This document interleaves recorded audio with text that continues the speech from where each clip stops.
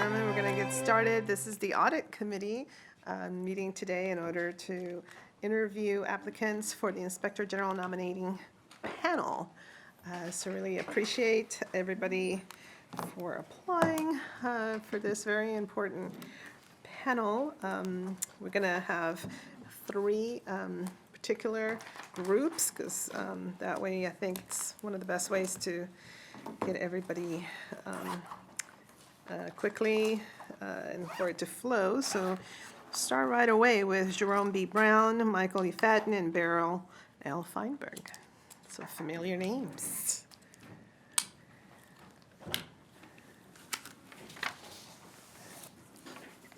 And I'll have my colleagues introduce themselves also before we get started. I'll start with you, Councilmember Friedson. Hello, Andrew Friedson. Mike is now officially on, and I'm still Andrew Friedson, and District 1 council member and a member of the Government Operations, Fiscal Policy, and Audit Committee. Okay, Council Vice President. And good afternoon. I'm Sidney Katz. I'm the Council Vice President, a member of the Audit Committee as well. Of course, we are two first. And and both of us, the way this is supposed to be set up is that it's the Government Operations and the Audit Committee. And the Audit Committee is set up with the Council President and the Vice President. Well, both Nancy and I are twofers here today, so. Right, It's the leadership and very important people on the council and me. Yeah, that's right. Well, I had that last year. I did. I was exactly the way it was all for me about being last year. efficient. That's Yeah, all that's it's right. about. Yeah. Wonderful. Okay, so we're going to get started. There are just four basic questions, and then my colleagues are free to ask any follow-up questions or any comments, et cetera. But we'll get right into it. The first question, and we'll just go down the line here. So what experience do you have that is relevant to the panel's task? We'll start with you, Mr. Brown. Okay. Good afternoon. Jerome Brown. I have worked for the Government Accountability Office since May of 2004 as a defense analyst, spending most of my time in the defense division of our agency, looking at performance audits for various military agencies, all of the military branches, as well as a little bit of intelligence as well. Focus area also includes human resources within the DoD. Thank you. Mr. Fadden, good to see you. Good to see you all. As you know, I worked here from 1986 through 2015 as senior legislative attorney. Among many other laws, I drafted the original IG law for Council President Leggett at the time and drafted several amendments as the law went through various iterations. After the first IG was selected, I advised him on a lot of things about the council, and throughout the next two IGs, I advised them on various policy and legal issues, especially since for much of the time they didn't have an attorney of their own, and would generally keep in touch with the IGs on their work. All right, thank you. Ms. Feinberg. Thank you. As many of you are aware, I retired after 30 years in county government, the last 5.5 years as Deputy Director and Chief Operating Officer of the Department of General Services. But I did work both in the Department of Libraries, the Department of Health and Human Services, Office of Management and Budget, and finally at General Services. I've worked both in line positions as well as since the mid-90s at ever-increasingly and complex senior-level management positions. I have extensive experience both in human resource recruitments, being the hiring manager, both of union, non-union, line level, mid-manager level, and senior level positions across this county, and served on many recruitment panels for other departments in this county. I also had a detail for, many of you know, former Director Joseph Beach of the Department of Finance, doing a 6-month stint to help him whittle down his vacancies by doing hiring for him, including for the new risk management manager that had been hired. In terms of financial reporting and management controls, I have firsthand experience working both responding to Inspector General investigations in multiple departments starting in '97, just after it was created in HHS, when they were looking at some irregularities in terms of fee collection and trying to improve the management and internal controls. That was followed by, during my stint at OMB, I did the same kind of initial assistance to the IG when they were looking at overtime for the Board of Elections and for Fire and Rescue Service. For the 5.5 years as the COO, I submitted the quarterly corrective action reports to the IG on those that were ongoing and open issues with the Department of General Services, and including, I hate to mention, the Silver Spring Transit Authority was part of those reports. And lastly, there was an unfortunate issue in fleet management services at General Services, at which point I responded to Inspector General investigation of the management controls and how the disposal of property. I also need to, for some of you who may not know, I'm an elected official in the city of Rockville, and in that response, I think it's relevant to this. I've done several things since I've been an elected official since 2013. I have recently, my colleagues approved on my initiation, a fraud tip line that is outward facing. There was one for city employees, an anonymous phone call, but I felt there needed to be something for residents and anyone in the city who wanted a call. That is to be implemented by the end of February, so it is imminent, and I'm really proud of that. In addition, there never had been any annual report from procurement. I initiated that to enhance the accountability of what the city procures.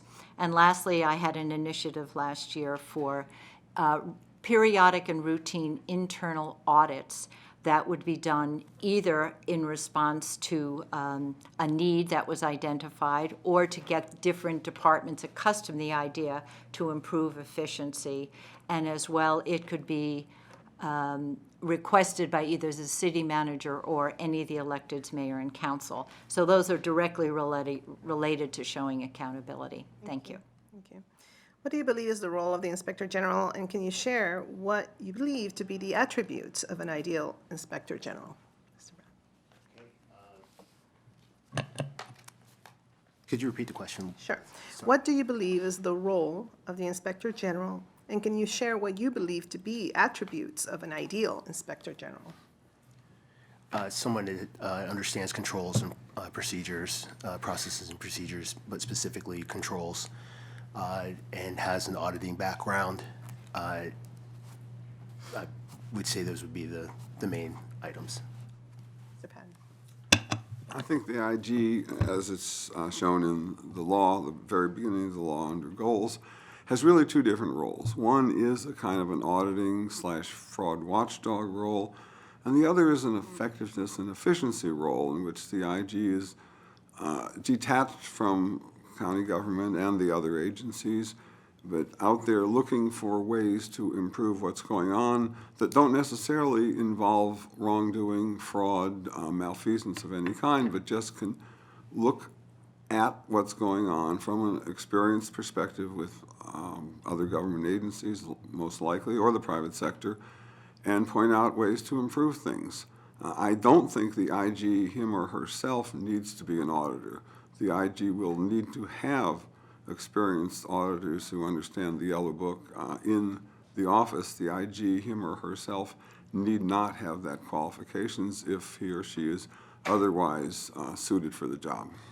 Thank you. Ms. Feinberg. So I agree with much of what Mr. Fadden has already said, and I don't want to use up my time on that. But I think one of the important attributes that I'm going to weave into this would be absolute independence for an Inspector General. At times, the use of humor can go a long way. I think the ability to probe and get the information you need, to earn the respect of not only your own colleagues and on the legislative branch, but obviously this being an executive and legislative type issue, when you're investigating issues on the executive side, to treat folks with respect and you must get the information that you need, but you have to be able to work respectfully. And in that regard, I would suggest that any Inspector General have periodic meetings with the leadership on the executive branch, whether it's with the CE or the CAO or his designee, in terms of keeping that communication open and ongoing. When you do that, when you hit bumps in the road, it's easier when you have that one-on-one relationship already in place. I also think there are some other qualities that you need to be timely. The Inspector General, after he or his staff get the materials that they need, and they do need to push on occasion, having been on both sides of this. And as an elected, you have to push sometimes to get the information and probe and be relentless in getting the information you need. But you also have to be very clear on exactly what you need, because at times that information on the other side of the house, so to speak, it's not that people don't want to provide it, but it may not be in the format, and you have to extract it from databases. So you have to be clear what you need, and sometimes that's an iterative approach. So you both need to be talking to each other clearly. Thank you. Do you know someone who plans to apply for the county's Inspector General position? I do not. I do not. Absolutely do not. Thank you. Will you be able to make the time commitment for the panel's work? The last nominating panel appointed by the council met 4 times during a period of 2 months for a total of 10 hours. Yes. Yes, with the caveat, I will be going to Canada for my granddaughter's bat mitzvah in early May. Okay. Mazel tov. You know, I was gonna say, you want to use that as an excuse? I'm kidding. Ms. Fine. Yes, I absolutely am. I am retired from county government, so my 60-hour-a-week job is no longer there, although I do have city commitments. The one is Monday nights. You will not find me here. You'll find me there across the street. So that is one thing I cannot do Monday nights if appointed. And I've just one more thing is that I think is an important attribute of an IG that I wanted to say is not to have a gotcha mentality. It's to be able to work and say, yes, there are findings, there are reasons for improvements, but they have to be practical, they have to be actionable, they have to be fair, and you need to really don't impose any gotchas or surprises on the executive branch. Thank you so much for that. Okay, don't see any lights from my colleagues. I really do appreciate these thorough responses, and also appreciate so much your willingness to serve on this panel. Can you share with us the time when, I know you talked about the time commitment, but when you hope that the panel would begin its work? Do you know that, Mr. Smith? I do not know that. This is my task to the end of the nominating panel being appointed, and then Ms. Mayo will pick up that part of the process as counsel, one of the attorneys to work with them. So I believe what will happen is once the council appoints individuals for the panel will then meet and determine a kind of meetings. I mean, I know the first meeting, just as a quick FYI, will obviously be dealing with meeting with Mr. Blansett as the current Inspector General and getting a post out, and then after that, the timing will be dependent on how long it takes to get applications in. Thank you. Thank you. Thank you so much. Okay, so our second panel will be Mr. Stephen L. Katz, Allison C. Lerner, and Maura R. Malone.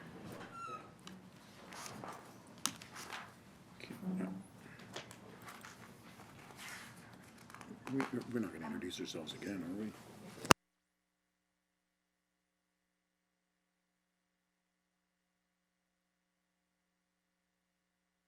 Okay, because I wanted to mention that Stephen Katzen is not my relative. Yeah, we'll do that. Good afternoon, and thank you for applying for this very important task to be part of this nominating panel. I'll begin with my colleagues introducing themselves. Good afternoon. I'm Sidney Katz, and no relation to Stephen. He and I had a long chat. We did a family tree. We're not related, but yeah, that's right. He checked. In fact, he was the one who pointed it out very quickly to me. But in all seriousness, I'm the vice president of the council. I'm obviously a member of the Government Operations Committee and the Audit Committee as well, and also serve in public safety. Thank you. Good afternoon, Andrew Friedson. I'm the council member for District 1, the western portion of Montgomery County, and a member of the Government Operations and Audit Committee. Thank you. And I'm Nancy Navarro. I'm currently the president. I also chair the Government Operations Committee, and therefore I'm also chairing the Audit Committee. So we do have 4 questions that are very standard. There might be follow-up questions, but we'll engage in really a conversation. And as we start, I'll just ask you to first state your name for the record, since all of this is always streamed and televised. Okay, so we'll begin. What experience do you have that is relevant to the panel's task? We'll start with you. Thank you. I'm Allison Lerner. It's nice to meet you all, and thank you for the opportunity to be here today. I bring to the panel extensive experience in the federal IG community. I've been a member of that community since 1991. So doing the math, which is something we in the IG world like to do, that's 28 years. In April, I will have served 10 years as the Inspector General at the National Science Foundation, which is a $7 billion science funding agency. So I have extensive experience actually being an Inspector General, building on my previous experience as an attorney and as an executive level auditor within the Department of Commerce, OIG. Of most relevance to you all would be my experience. I'm also the vice chair of the Council of the Inspectors General for Integrity and Efficiency, which is the umbrella organization of federal inspectors general.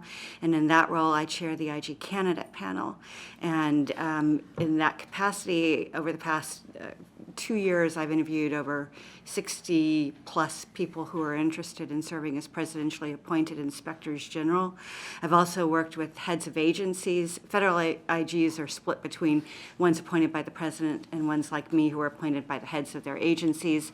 I've also had the ability to advise agency heads who are filling an IG position. And so I have a depth and, an experience level of the sorts of characteristics and things to look for for IGs going into enormous federal agencies, but also very small, very niche-focused agency appointed IG slots. So that's what I would bring. Thank you. Ms. Malone. Good afternoon. I'm Maura Malone. I am also with the Federal IG community. I am currently an attorney with the HUD Office of Inspector General and have been for, I guess, coming on 5 years now. In that role, I have managed. I am currently a senior attorney. And so I deal regularly with issues that deal with IG authority, the bounds of what they can do, including not just dealing with legal violations, but also with questions of risk, questions of how to make federal programs more efficient. I also previously worked for the HUD Office of General Counsel in a variety of different roles, including a number of management roles. In the role as a manager, I have developed PDs. I have worked on several hiring panels, both for counsel and non-counsel. And so those are the primary things that I bring to the table. Thank you.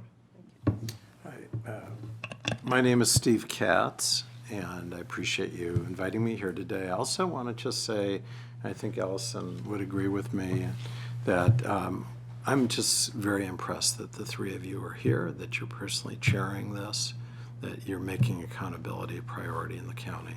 And I'd say that really speaks volumes, so thank you for that.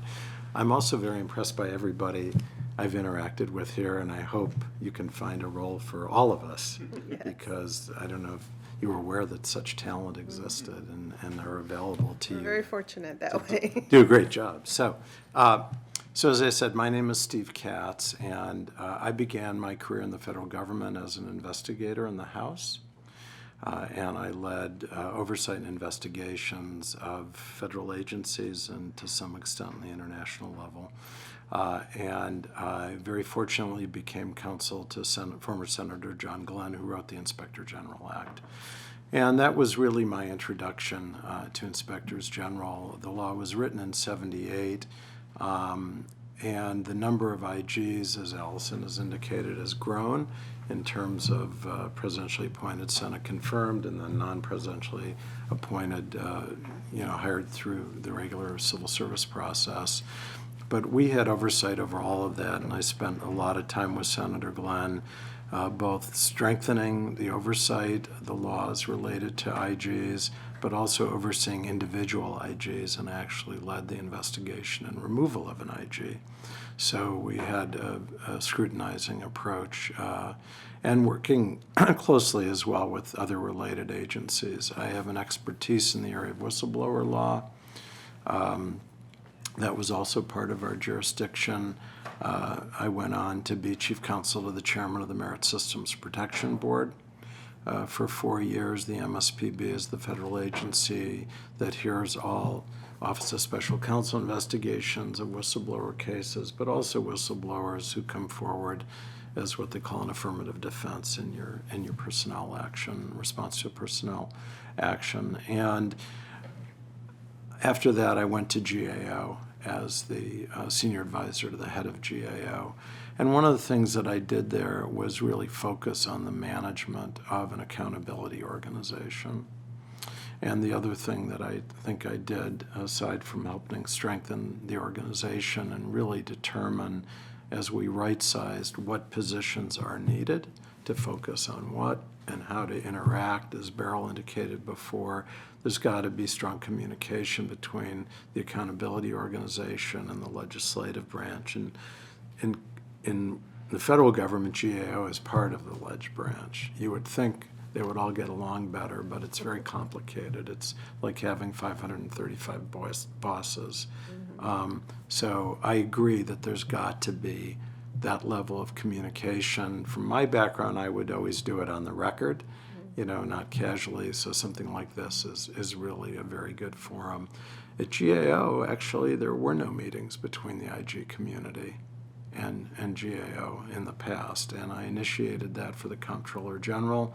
We went around to different IG offices, and I was pleased when I got a phone call last week from the new head of external affairs for GAO that they wanted to speak to me because they now have an annual half-day meeting with the IG community. Do you know how long that's been going on? The past several years. Yeah, it's pretty impressive. So it's really important to have a big picture of all that. So I consult professionally as an attorney in many different areas related to accountability. Particularly, I've spent part of almost every year for the last 6 years overseas as part of a USAID democracy, rights, and governance program led by the former State Department Inspector General. And we have a team, and we actually assess the audit, accountability, anti-corruption, rule of law programs in many different countries. And we're really applying what I think are the best practices of the U.S. government. And from my review of your ordinance and work plan, I'm very impressed. I most recently finished a review of the IGs in Chicago and in the state of Illinois, and you actually have a lot of strengths that they don't have. Excellent, thank you. Sorry for the long. No, that's perfect. Okay, so what do you believe is the role of the Inspector General? And also, can you share what you believe to be the attributes of an ideal Inspector General? From an attribute perspective, I think of 5. I'm sorry, is your microphone on? Yes, Okay, you're fine. this is a constant challenge. That's fine. Resourceful has to be the first one, especially when you're talking a small shop. When you have an IG shop with hundreds or even over 1,000 people, you've got bench, you've got expertise available to you. When you're in a much smaller office like this, you need the ability to find that expertise when you don't have it on board and think of creative ways to get it when you need it. So that's the first thing that I would point out. Resilient, it's not an easy job. You need a cast iron stomach. You have to deal with highs, you have to deal with lows, you have to deal with your staff dealing with highs and lows. You have to be able to wait a long time for outcomes sometime that are beyond your control. All of that requires just, a resilient human being if you want a successful IG. Independence is the lifeblood. You have to be able to speak to both in here, you have both the council and the county executives. You have to maintain decent relationships with both of those, but you have to ultimately be responsible for your own shop and comfortable with taking pushback and still moving down the path that you think is the appropriate one. You've got to be fair. You're not going to get anywhere. IGs can't make people do anything. They can hope to convince them by the strength of their evidence and the fairness of their efforts. And if you don't bring that to the table, you're not going to go anywhere. And finally, you've got to be a leader. Even if you're a shop of one, because you lead both the people in your office and the people with whom you're dealing. So those are the 5 main things that I would look for. Thank you. Did you ask the question again? Basically, what do you believe to be the role of the Inspector General, and what would be attributes of an ideal candidate? The role of the Inspector General, and I had the privilege of listening to the people before me, so I have to admit that I'm cadging because I agree. There's the sort of stopping fraud to the extent that you can, preventing waste, fraud, and abuse. But there's also, I think, an important function to help the organization become better at what it does. And I would segue from that into sort of the attributes. I think, I'm not sure if it's an attribute, but I think it's a mindset that you have to come in with an appreciation for how hard the work of the organization that you're the IG in is. And you have to have an appreciation for that, and sometimes that appreciation doesn't feel like it to the people who you're providing your findings to. But I think I know from my experience there are times when if you find that something's running well, you really need to say it. I agree with Ms. Lerner that certainly leadership is very important, and leadership isn't management. It's about setting a course, bringing people along in your organization, understanding that they're human beings. And it's the ability to lead by example, to set a model for people so that they understand what kind of a person you are, and they will follow you, even when they don't always agree with you. I think, too, that independence, which is sort of the watchword for the IG community, is very important. You need to have a strong sense of what your vision is, what the role of the IG is, because it's very hard to maintain relationships with people, but also to be able to stand your own ground at times where people may disagree for very good reasons. The IGs have a role, and that role isn't always the one that the folks they're auditing want them to play, because it can be embarrassing and it can be difficult. I also think that as other folks have said, relationship is important. Relationship will carry you through difficult situations. So to the extent that it's possible to try to have a regular ongoing relationship with the people that you are working with, the most senior level, the hope is that they buy into the role of the IG and they say it publicly. And to keep that line of communication open. And I think that beyond expertise, you can bring in expertise and look for expertise. But I think that part of it too is to present integrity. You are your reputation and how you deal with people, and you need to be measured, and you need to be seen as a person of integrity, personal integrity, professional integrity with your own people as well, which means, maybe calling BS on your own people internally and quietly, but nonetheless doing that if they go too far, and calling it on the people that you're providing your services to. So those would be the key things. Thank you. I as well I've listened to everyone's statements and, from the gentleman, Mr. Brown, from the GAO before me, talking about the importance of internal auditors, which has been an emphasis in the past IG offices and staff here. I think if we start out by looking at the statutory mission of the IG office, you have to stick to that framework of fighting fraud, waste, and abuse, doing so as an independent agency, an officer of the government, and doing so with the greatest integrity possible. So I think the mission is clear. How you carry it out applies, in my mind, to a very good understanding of what's going on in the government.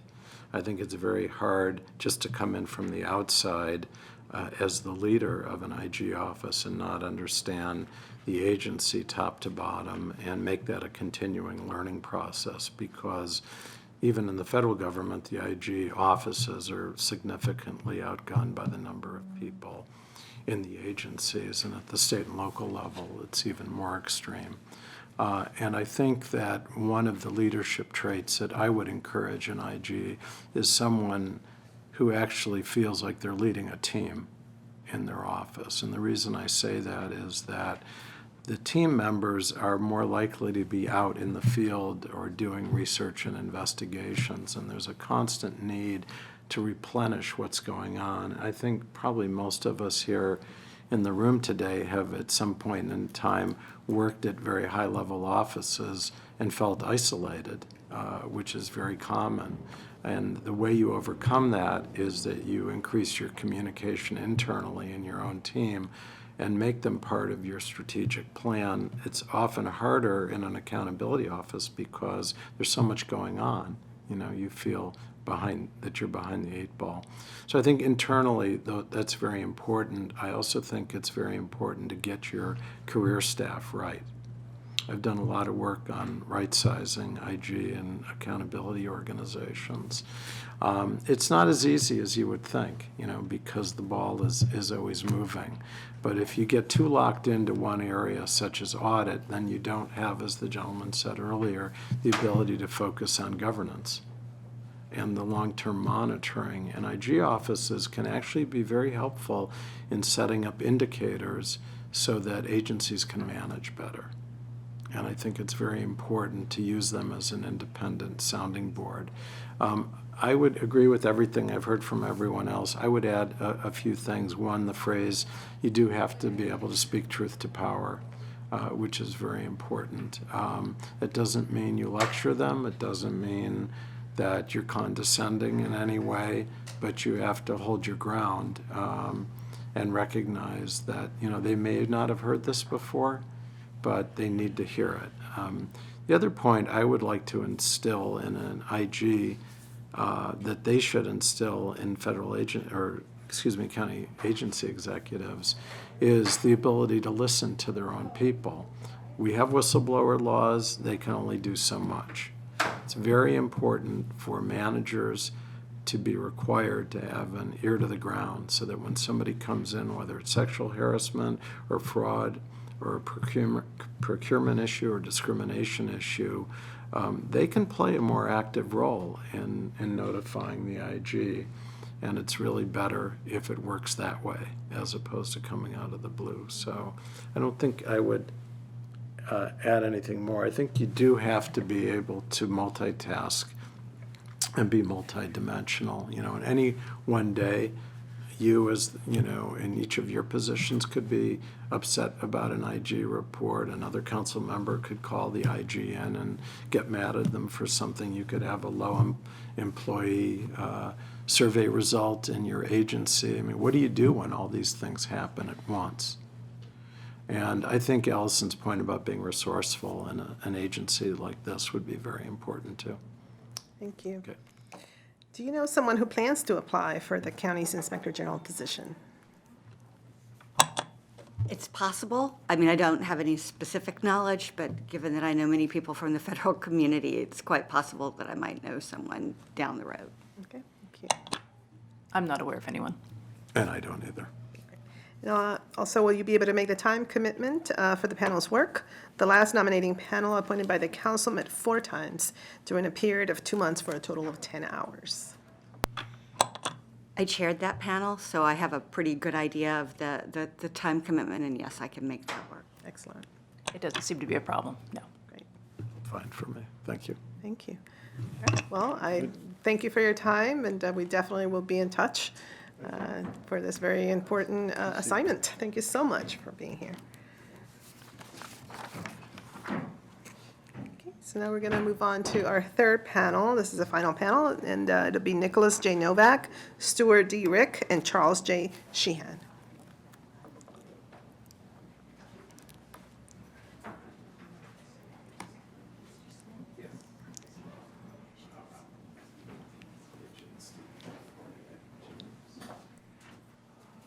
Excellent. So we'll start by introducing ourselves again. Good afternoon. I'm Sidney Katz. I'm the Vice President of the Council. I'm a member of the Audit Committee and Government Operations, and thank you for applying. Andrew Friedson, District 1 County Council member and member of the Audit Committee, Government Operations Committee as well. And I'm Nancy Navarro. I'm the president of the Montgomery County Council, as well as chair of the Government Operations and Audit Committee. And so when we get started, if you can please state your name for the record, and I do have these standard questions, and then we might have some follow-up questions. So we'll get started with you, sir. And there's a button right there. My name is Nick Novak. My name is Stuart Rick. Right. Okay, so we'll get started.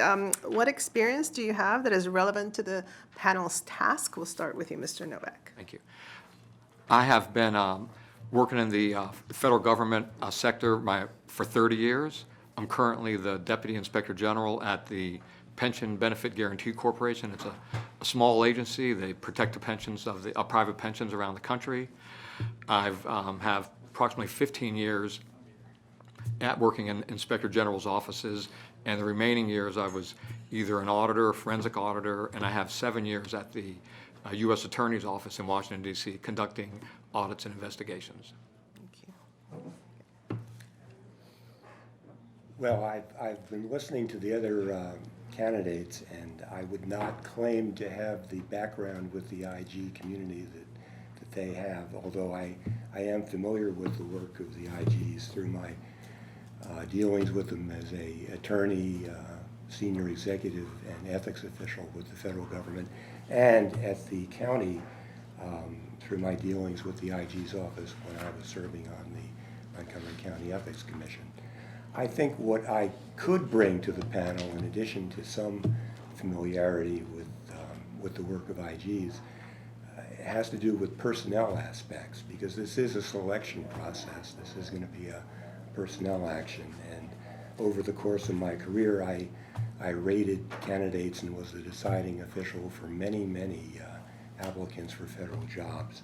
And in particular, I think close to what we'd be doing here, I was on several federal qualifications review boards which assess the acceptability of candidates for career membership in the senior executive service, which would roughly be equivalent to what the county's inspector general would be. Also, third, I was the leader of a team of attorneys that handled matters protecting the federal merit system, the system of hiring and retaining employees based on their competence and achievements rather than some other factors that shouldn't be considered. Okay. What do you believe is the role of the Inspector General? And can you share what you believe would be the best attributes for an Inspector General? I think some of the best attributes of an Inspector General are his ability to be fair, impartial, to be able to work with his auditees, whether it be different portions of the county government, to be able to also work with the staff, to be able to encourage staff to do the work, help the staff to grow. I also believe that a good attribute of the Inspector General is to look for win-wins within the work. You can't always force your findings and recommendations on the recommendations on a certain organization, but if you can find a way that you feel that there'll be good results from that, then you both can walk away from a situation that brings improvement, and you're still meeting the obligations and duties of the Inspector General. Thank you. Rick? Well, in brief, the Inspector General heads an office that reviews the effectiveness and efficiency of the county government's programs and operations, prevents and detects fraud, waste, and abuse in county government activities, and suggests fiscal and management improvements for the county. I believe that having a qualified and effective Inspector General is an important part of maintaining trust in the integrity of the county government. I also believe that in order to be effective, an Inspector General must be independent.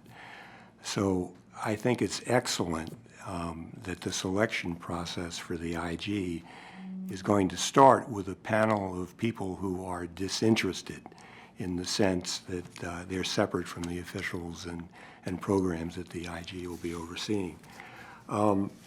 As far as their qualifications or attributes, I would start with the qualifications that are listed in the Montgomery County Code. And the code says the Inspector General must have experience or education in auditing, government operations, or financial management. And the code also refers to personal integrity as a factor for selection.